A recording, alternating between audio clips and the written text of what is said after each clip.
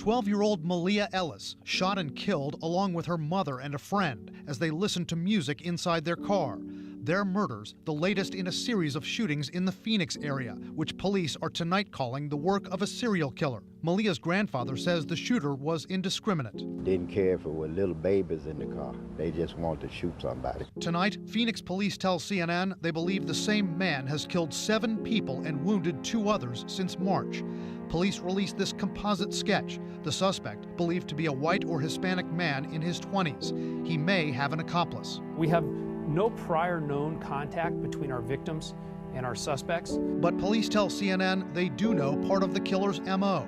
All the shootings have been at night, targeting people walking or in vehicles, seemingly at random. Police say the killer arrives in a vehicle, a sedan, gets out of the car and opens fire, then quickly departs in the vehicle. He's hunting people that he knows that he can have access to, that they are vulnerable and that they are accessible. Those are the 2 keys, and that they have no idea that this individual is behind them or in front of him. So he's looking for the best targets. Another key part of the pattern, the target area. Most victims have been shot in the western part of Phoenix, a cluster of them in a neighborhood called Maryvale. What does that tell you? That tells me the individual committing these crimes knows this area very well. You've got 2 major thoroughfares that he can come into and get off on. 2 killings have been outside those neighborhoods. In total, they've occurred over more than 50 square miles of the Phoenix area. Phoenix police tell us the same weapon was likely used in each shooting, a semi-automatic handgun. As the manhunt intensifies tonight, experts say the killer could be watching the media coverage and may become more cautious or careless as a result. These individuals tend to be very arrogant and grandiose individuals because now they're holding West Phoenix kind of hostage. People are very frightened. That, for the offender, is a rush. And that in and of itself can cause that person to take more risks and therefore possibly make more mistakes.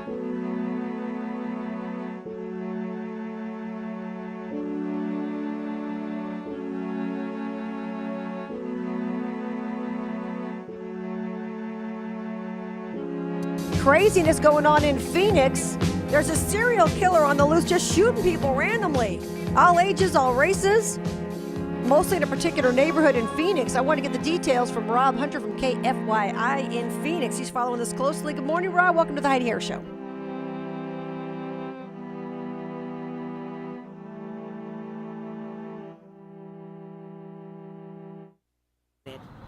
You know, she was 12.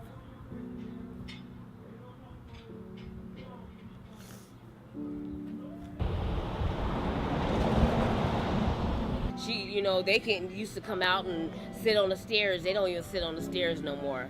You know, I didn't know that it was a random guy out shooting people, you know, until one of the girls told me, and I was like, oh, well, I'm not going to come outside anymore. But it's just a lot of shooting at night, you know, big guns, not little guns, like big cannons, you know. And now her life is gone, you know.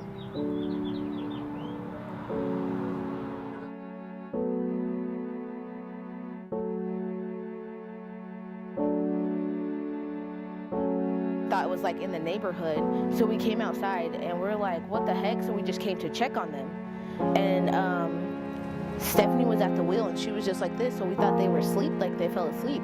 But we walked like to the car, and all of a sudden we just seen her like shot up, and then Angela, her partner, was in her lap, like already we knew she was gone. And then when I screamed for help, Malia popped up from the back and she just started gasping for air, and then that's when I went around the car and I just immediately opened it, and I'm just yelling like, Malia, Malia, we're here, Malia. So I tried to like stick my finger in her wound or like to pressure, because I heard that's how you stop the bleeding pressure, but it was just like too much, and she was just trying to gasp for air, so I was yelling at them to go get towels. Megan, her oldest daughter, was like breathing into her mouth to try to resuscitate her, but it didn't work. And I was just like screaming like, help, somebody help us. Everybody was dialing 911, all of us, but like the helicopter got here before the police got here. So we're just like screaming, help us, help us, help us. I finally got Malia's door open, and I climbed to the other side, and I was just holding her head. I was holding her head with the towel, and the cops finally came. And then After that, I was like, please help her, like she's still breathing. And they held her head, but I guess they assessed the situation, and I guess they said they could only take Stephanie. So they only took Stephanie, and Malia passed in the back. Stephanie got shot 14 times, 1 in her head, 1 in her nose, 2 in her arm, 1 in her chest, and then the rest in her stomach.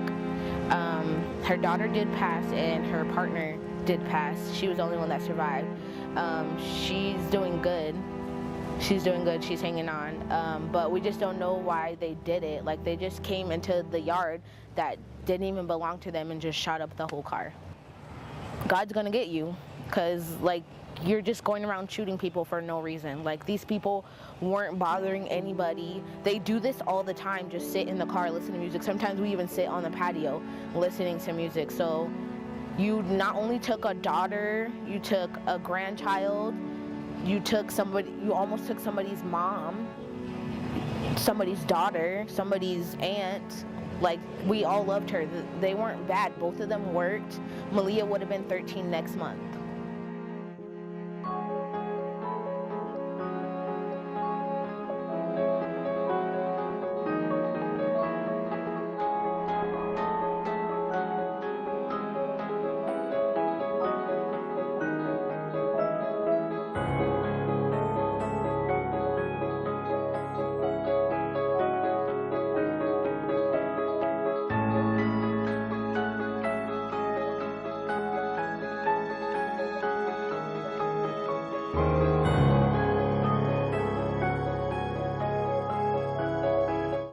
Craziness going on in Phoenix. There's a serial killer on the loose just shooting people randomly. All ages, all races. Mostly in a particular neighborhood in Phoenix. I want to get the details.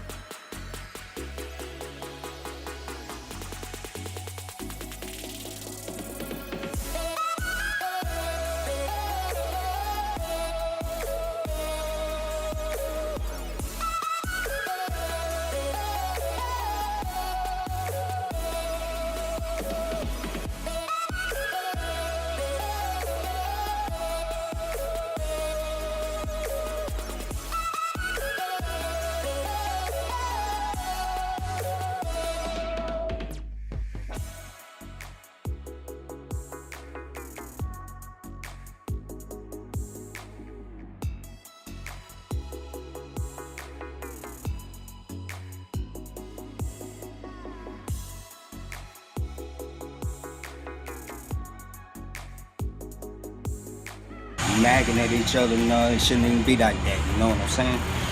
People should be with peace with each other, man. I don't know what the world is coming to, but the devil is working. He's working. He's doing a good job right now. But we gonna overtake him in a minute. We gonna overtake him. This gonna stop. This gonna stop. And it's gonna stop right now.